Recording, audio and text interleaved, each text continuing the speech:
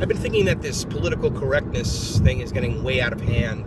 Have you heard lately that they're calling peanut butter and jelly sandwiches racist? I mean, is this getting like out of control, or is it just my imagination? Transgender bathrooms, gay rights, gay marriage, pedophiles now want to also have rights so that they can abuse children, saying that it's actually the way that they're brought up. Excuse me, the way that they're born. They're born that way. So now you identify as a pedophile, so that's like a genetic thing or whatever, or you can't help it. You were born that way. That's what they're claiming, as opposed to it being an aberration, or you can even call it certainly a sexual deviation. You can also call it a mental illness. I think a lot of these people are delusional. And first of all, words. I mean, what happened to the toughness of America? What happened to having some skin? These kids today, they're brought up and they're wussies. They just can't take any criticism, can't take any constructive criticism. It scares them. And they're so used to texting and non-personal relations that they can't even interview properly for jobs. And we're wondering why things are so bad. And they've been just so dumbed down by the education system and indoctrinated that it's okay to be however they are, and I follow your what all of these liberal ideologies, follow your theories of Marxism, follow your New Age theories, follow your secular humanism, which is the key to this whole thing as far as what they push in the colleges and universities. And we wonder why things don't seem to improve with our relations. Because if you don't agree with these transformations, you are a racist, a bigot, a homophobe, an intolerant. I continue to use these words, because that's what they do. They use words, these descriptions, these labels to label us all, like to classify us. Like you're either a right-wing, radical, fundamentalist Christian, Bible-thumping, gun-loving,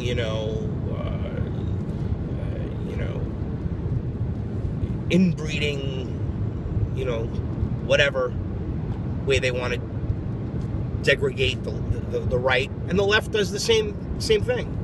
The right does the same to the left. Communists, dirty slobs, hippies, filthy animals, vagrants, defecating in fountains, homeless kids. There's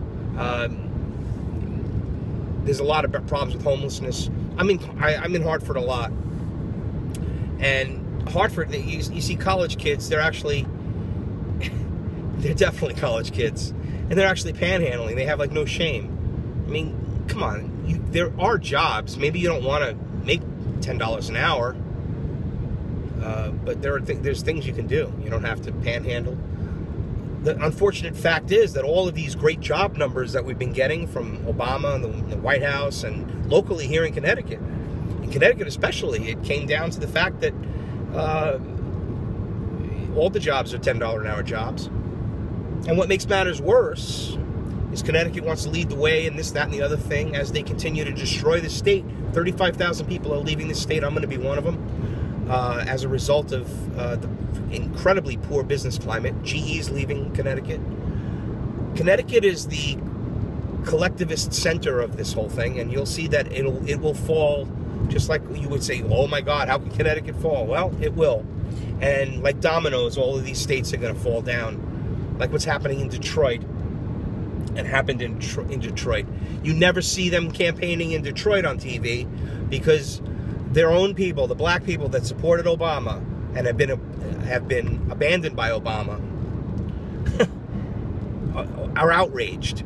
And they're probably going to vote for somebody like Donald Trump because they realize that they need something more down to earth, more down to what this country was based on. Now, I do not support Donald Trump, just to make that straight Okay, I'm a libertarian. I support Gary Johnson. I don't trust Trump, but compared to what we've had, could it be any worse, ladies and gentlemen?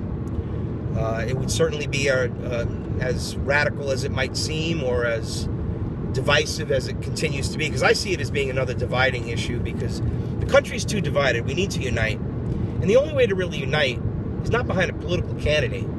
It's behind the freedom and liberty in the Constitution. If we all unite under that and agree to live under its wisdoms, everything will be restored. If we end the Federal Reserve crime syndicate, if we stop the IRS, if we stop personal income tax, there should be no personal income tax at all. No taxes on dividends, gains, all that stuff. It's all criminal activity for the oligarchs to siphon off all the money. Social Security is another fraud, because they take your money and they use it for loans, and they just pay, and basically all these loans and all these different things. We give $30 billion to foreign aid and all this other crap that we're doing is all feeding the pig. And the pig are the oligarchs behind the Federal Reserve, the owners of these central banks. You all have to read a book called Tragedy and Hope. It goes into the fact that that is the goal. The Council on Foreign Relations tasked Carol Quigley, who was a member for 20 years, to help him, to write a book. And he did write a book called Tragedy and Hope, and examined their records and minutes for those years that he was there. And he had 2 years to go over everything, and determined that, made a 1,300-page book. It's long, it's sort of technical reading, but you can understand it. But the aim of it, or the goal of the whole thing, was, first of all, the goal of the Council of Foreign Relations is to create a world government. And the other thing was to have financial control of the economies and political systems of the world by the central banks. Now, I'm not making this up. This was written in 1966. So when you take into account all of these things, and you see how the world has changed, and what has happened, and how the banks are the privileged ones, and how the banks get bailed out, and the people never get bailed out. Can you imagine if we gave $1 trillion to every taxpayer?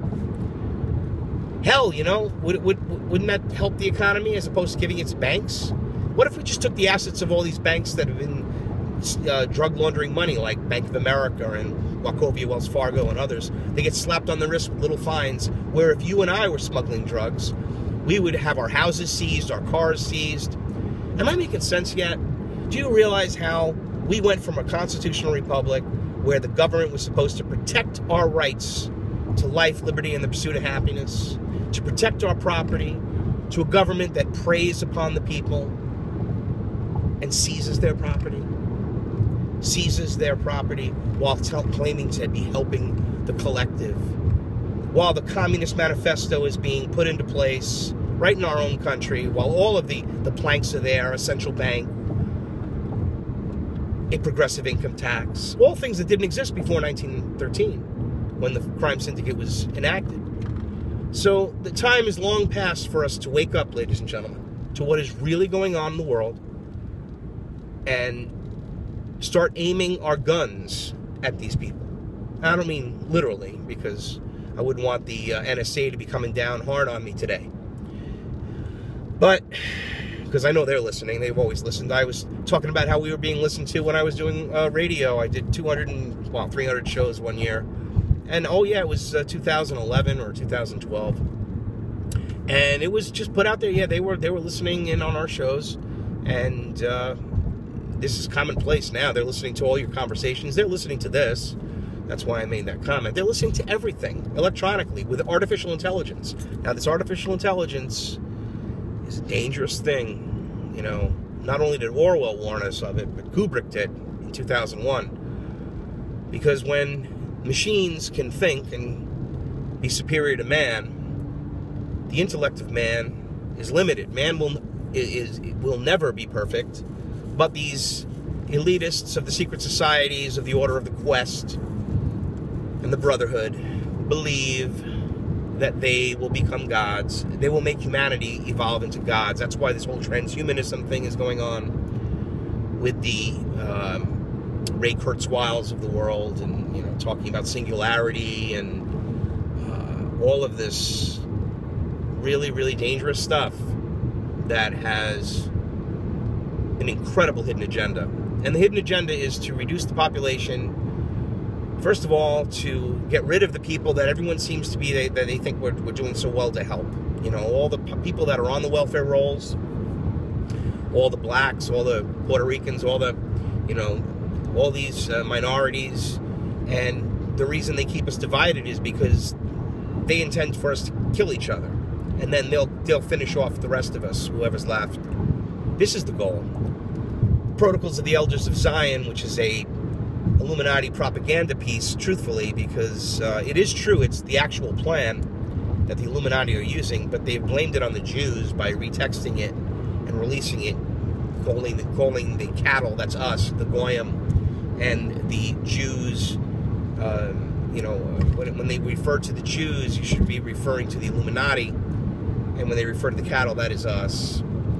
So it's a work that needs to be checked out. You can check it out on howardneiman.com. I have links to all of this information. There's a search engine on howardneiman.com. You can put in anything you want, and it'll bring up articles and things related to it. And you really should. I put a lot of time into this over the years with my free time. It doesn't cost anything except my time. And I make no money off of this. I'm not interested in that. I just want you all to understand that we have to wake up. We have to wake up. So please share this video. Share the channel, Truth Talk News. I have a new channel because the other channel was taken down. The Truth Talk News live channel was taken down by YouTube. And the new one is Truth Talk News Channel 2. Please, please, I beg you, share this information. Share the channel. Subscribe to Truth Talk News and Truth Talk News Channel 2. Check out howardneiman.com.